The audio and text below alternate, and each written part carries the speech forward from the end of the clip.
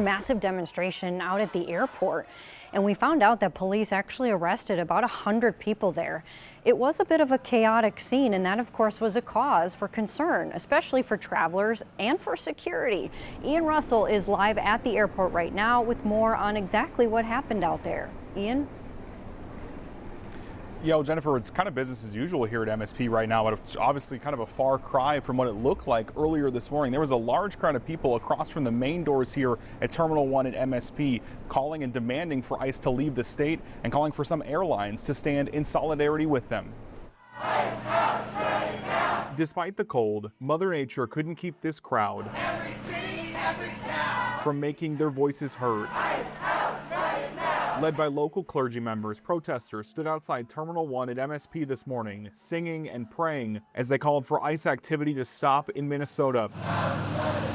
According to organizers, the demonstration was part of the larger efforts Friday to call for ICE to leave the state. They also demanded that airlines, including Delta and Signature Aviation, stand in solidarity, adding that by their estimations, an estimated 2,000 people have been deported through MSP. I have to stand up for democracy, I have to stand up for rights, I have to stand up for human dignity, right?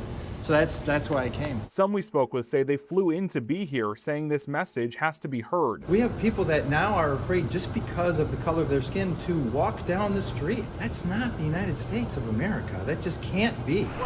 Organizers say roughly 100 clergy members were arrested, loaded onto school buses by police. Why were they putting themselves on the line to be arrested? Because sometimes that's what you need to do in order to get real change and to really call attention.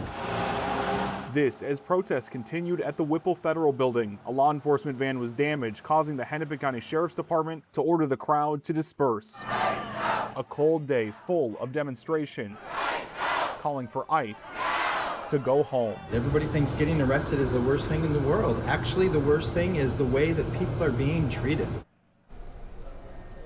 Now, a spokesperson for the MAC says that the group actually did have a permit to be out here protesting, but once they went past what that permit was actually for, that's when police were brought in to remove the crowd for access to the terminal and security, things like that. That spokesperson tells me that the 100 people that were arrested were issued misdemeanor citations for trespassing and failure to comply with a peace officer. Jennifer. And we know too, Ian, some of them have since been released. Thank you.